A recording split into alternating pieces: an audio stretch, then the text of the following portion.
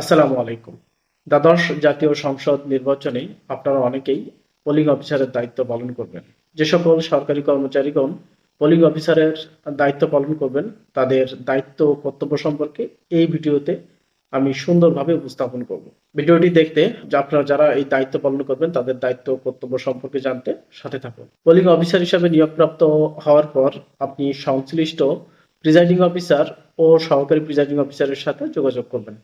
এরপর ভোট কেন্দ্রের অবস্থান ও অবস্থা জানার জন্য এবং নির্বাচনের দিন ভোট গ্রহণ করতে প্রয়োজনীয় প্রস্তুতি গ্রহণের সুবিধার্থে ভোট কেন্দ্রে পরিদর্শনে দিনক্ষণ স্থির করবেন। সংশ্লিষ্ট প্রিজাইডিং অফিসার প্রয়োজন বোধ করলে পোলিং অফিসারকে নির্বাচন অনুষ্ঠানের আগের রাত্রে ভোট কেন্দ্রে অবস্থান করতে বলতে পারেন। নির্বাচনের দিন যথাসময়ে ভোট গ্রহণ শুরু করার জন্য পোলিং অফিসারগণকে অবশ্যই সকাল 6টার পূর্বেই প্রস্তুত হতে হবে। সকাল 7টার মধ্যে ব্যালট বক্স ও নির্বাচন সংশ্লিষ্ট অন্যান্য উপকরণাদি গ্রহণ, পরীক্ষা ও প্রস্তুতকরণে প্রিজাইডিং অফিসার ও সহকারী প্রিজাইডিং অফিসারকে সহায়তা করবেন। নির্বাচনের দিন সকালে নির্ধারিত সময়ের মধ্যে অর্থাৎ ভোট গ্রহণের অন্তত আধ ঘন্টা আগে সহকারী প্রিজাইডিং অফিসার তার অধীন পোলিং অফিসার সহ অবশ্যই প্রিজাইডিং অফিসারের নিকট হতে ভোট কেন্দ্রের প্রতিটি ভোট কক্ষের জন্য খালি ব্যালট বক্স এবং অন্যান্য উপকরণাদি সহ সকল মালামাল সংগ্রহ করবেন। এখন আসি যে ভোট গ্রহণ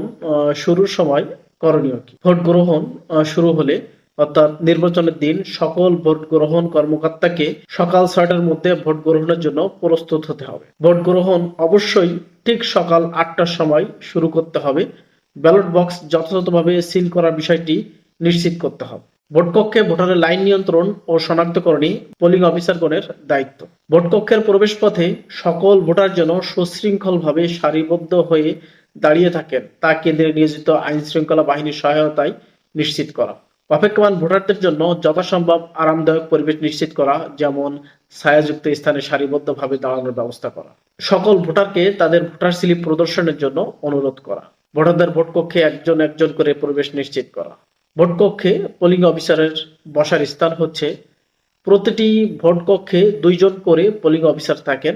ভোট কক্ষে প্রথমেই বসবেন পোলিং অফিসার 1, এরপরে বসবেন পোলিং অফিসার 2, এরপরে বসবেন সহকারী প্রিজাইডিং অফিসার, যিনি ভোটারকে ব্যালট পেপার ও মার্কিং সিল প্রদান করবেন। এখন আসি যে পোলিং অফিসার 1 যিনি থাকবেন তার দায়িত্ব। পোলিং অফিসার 1 এর দায়িত্ব হচ্ছে কোনো ভোটার ভোট কক্ষে প্রবেশের পর প্রথমে তার পরিচয় নেওয়া এবং এ কক্ষের ভোটার তালিকায় তার নাম আছে কিনা তা নিশ্চিত করা।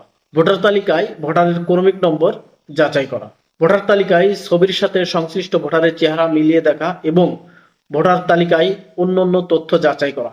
সবকিছু ঠিক থাকলে হাতের আঙ্গুলে অমোচনীয় কালির দাগ আছে কিনা তা পরীক্ষা করা ও কালির দাগ লাগানোর জন্য পরবর্তী পোলিং অফিসারের নিকট প্রেরণ করা। পোলিং অফিসার 2 এর দায়িত্ব হচ্ছে দ্বিতীয় পোলিং অফিসার কর্তৃক হাতের আঙ্গুলে অমোচনীয় কালির দাগ লাগানো হলে উচ্চস্বরে ভোটারের ক্রমিক নম্বর, নাম ও ভোটার এলাকার নাম উচ্চারণ করা, যাতে উপস্থিত পোলিং এজেন্টরা ও সহকারী প্রিজাইডিং অফিসার শুনতে পায়, এবং ভোটার তালিকাতে ভোটার ক্রমিক নম্বরে টিক চিহ্ন দিতে হবে যাতে বোঝা যায় যে তাকে ব্যালট পেপার দেওয়া হয়েছে।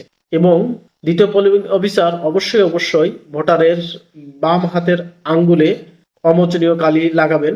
যদি তার বাম হাত না থাকে তাহলে ডান হাতের আঙ্গুলে লাগাবেন। এরপরে ভোটারকে ব্যালট পেপার সরবরাহকারী সহকারী প্রিজাইডিং অফিসারের নিকট প্রেরণ করবেন। সহকারী প্রিজাইডিং অফিসার ও পোলিং অফিসারদের সম্মিলিত কিছু দায়িত্ব রয়েছে, সেগুলো হচ্ছে ব্যালট বক্সের দিকে সতর্ক দৃষ্টি রাখা এবং ব্যালট বক্সের আশেপাশে একসাথেই একজনের বেশি ভোটারকে যেতে অনুমতি না দেওয়া। ভোটারের হাতে যেন সহকারী প্রিজাইডিং অফিসার কর্তৃক সরবরাহকৃত ব্যালটটি থাকে তা নিশ্চিত করা। ব্যালটটি ব্যালট বক্সে ফেলার পরে ভোটারকে তাৎক্ষণিকভাবে ভোট কক্ষ ত্যাগ করতে বলা এবং সেই সাথে লক্ষ্য রাখতে হবে যেন কোনো ভোটার যেন ব্যালট পেপার নিয়ে বাইরে যেতে না পারে। ব্যালট বক্সটি মাঝে মাঝে ঝাঁকিয়ে দেওয়ার ব্যবস্থা করা, যাতে উক্ত বাক্সে আরো অধিক সংখ্যক ব্যালট পেপার ধরানো যায়। ভোট গ্রহণ শেষ হলে পোলিং অফিসারগণ সহকারী প্রিজাইডিং অফিসারের তত্ত্বাবধানে ব্যালট বক্সগুলো গণনার জন্য নির্ধারিত কক্ষে নিয়ে আসবেন। এছাড়া ভোট গণনা শেষে নির্বাচনী মালামাল গোছানোর কাজ সম্পন্ন করতে হবে। নির্বাচনী মালামালের নিরাপত্তা নিশ্চিত করতে হবে। ভোট কেন্দ্র ত্যাগ করার পূর্বে নির্বাচনী কোনো মালামাল কেন্দ্রে বা কক্ষ থেকে না যায় তা নিশ্চিত করতে হবে। এছাড়া আরো অনেকগুলো ছোট ছোট তথ্য রয়েছে, যে তথ্যগুলো আপনারা জেনে নেবেন। ভিডিওটি আপনার সকল সহকর্মীর সঙ্গে শেয়ার করতে পারেন যারা আসন্ন দ্বাদশ জাতীয় সংসদ নির্বাচনে পোলিং অফিসার হিসেবে দায়িত্ব পালন করবেন। তো ভালো থাকবেন সবাই, দেখা হবে অন্য কোনো ভিডিওতে অন্য কোনো বিষয় নিয়ে। আসসালামু আলাইকুম।